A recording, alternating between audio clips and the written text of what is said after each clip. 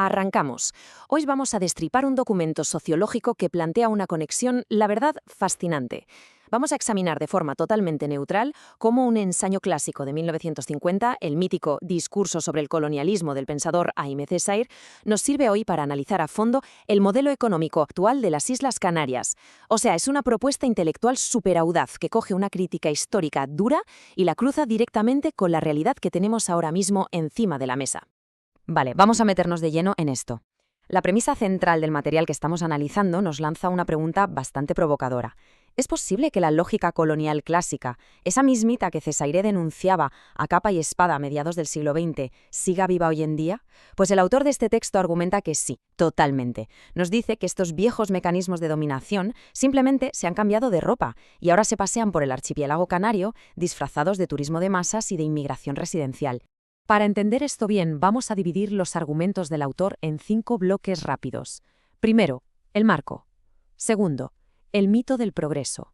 Tercero, la cosificación del local.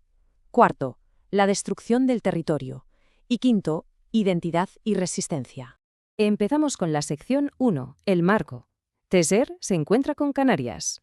A ver, para conectar aquel 1950 con nuestro presente, el texto tira de un concepto del sociólogo Aníbal Quijano que es clave aquí, la colonialidad del poder. Básicamente, lo que nos viene a explicar es que el neocolonialismo moderno no necesita para nada un ejército de ocupación. ¿Qué va? Ahora se ejerce de una forma mucho más sutil, a través de la dependencia económica, subordinando la cultura local y dejando que penetren intereses externos. Es una dominación estructural, sin disparar un solo tiro, pero según el autor, igual de implacable. Vamos a avanzar y a ver cómo se construye todo esto a lo largo del tiempo. El autor dibuja una línea histórica que es, de hecho, una cadena continua de dominación externa en las islas. Arranca en el siglo XV con la conquista castellana. Luego da un salto a la era moderna, donde las Canarias se convierten en una economía de enclave, funcionando como proveedor periférico de azúcar, de vino o de plátano para Europa. Y así llegamos al siglo XX y a nuestros días, donde ese monocultivo de repente muta hacia el turismo masivo y la avalancha de residentes extranjeros. Pasamos a la sección 2. El mito del progreso. Civilizar frente a desarrollar. Y esto ilustra de maravilla cómo cambian las palabras, pero no las intenciones. El texto hace un paralelismo que resulta brillante y a la vez cargado de ironía. Fijaos, históricamente la excusa perfecta para justificar la violencia y borrar culturas enteras era la misión civilizadora, ¿verdad? Pues bien, el autor nos dice que el equivalente moderno de eso es el desarrollismo. Hoy en día el discurso del progreso económico se usa exactamente igual para legitimar que se pierda la autonomía y los daños colaterales que sufre el archipiélago. Vamos, que nos han cambiado la marca corporativa, pero la maquinaria por dentro sigue siendo la misma.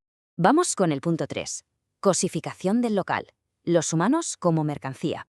Ojo aquí, porque entramos de lleno en una de las críticas más duras del documento, cómo este modelo turístico deshumaniza por completo al habitante de Canarias. El autor detalla cómo la población local deja de ser protagonista activa para convertirse en un simple objeto pasivo en 3 pasos. Primero, como objeto de servicio, un mero engranaje laboral en la gran máquina turística. Segundo, como objeto de espectáculo, en plan, empaquetar tradiciones típicas para dárselas mascadas al visitante como show folclórico. Y tercero, actuando como simple decoración estética, donde la identidad canaria sobrevive únicamente como un bonito telón de fondo para las fotos de las vacaciones. Fijaos bien en esta cita, porque resume la esencia de toda la denuncia. El autor toma este concepto central de Césaire para argumentar algo profundísimo. Si un modelo económico reduce a los seres humanos a esto, a simples recursos, herramientas o puro decorado, entonces está repitiendo irremediablemente la lógica colonial clásica.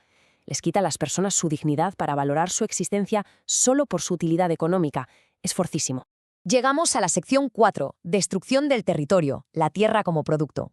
Ahora, lo verdaderamente interesante de este apartado es que esa transformación en mercancía no se queda solo en las personas, sino que según la fuente arrasa con el entorno físico.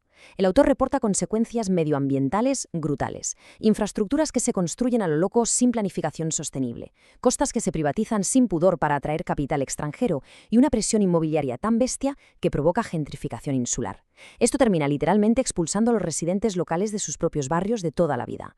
Aquí es donde la teoría se convierte en una crisis real. La conclusión del artículo sobre este coste ambiental no deja lugar a dudas. Nos dice que, bajo el boom inmobiliario y turístico, la naturaleza pierde todo su valor inherente. El paisaje canario ya no se entiende como un patrimonio o un bien común de quienes lo habitan, se ha transformado en un simple producto más que se pone en un escaparate global para venderse. Y por último, sección 5. Identidad y resistencia. Recuperando la narrativa.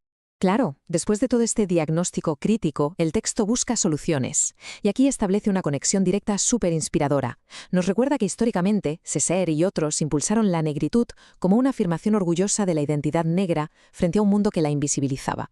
De manera paralela, el autor sostiene que hoy hace falta una canariedad crítica, pero no una canariedad estática de postal exótica, sino la reivindicación de una cultura viva, dinámica y con voz propia. Entonces, el punto clave aquí es que descolonizarse, según nos cuenta el texto, no es solo un trámite administrativo. Requiere acción cultural y sociológica constante. Las herramientas que proponen exigen recuperar y usar sin complejos el dialecto canario, darle el valor que merecen a las tradiciones locales auténticas, plantar cara para defender el territorio frente a la especulación y lograr la soberanía alimentaria para romper de una vez con tanta dependencia externa. Para cerrar, el documento nos lanza una reflexión que de verdad nos deja pensando. Si resulta que la factura del supuesto progreso exige sacrificar la identidad cultural y el propio suelo en el que vives, entonces, ¿a quién beneficia verdaderamente ese desarrollo? Es una pregunta espectacular que nos invita a debatir a fondo el futuro de estos modelos.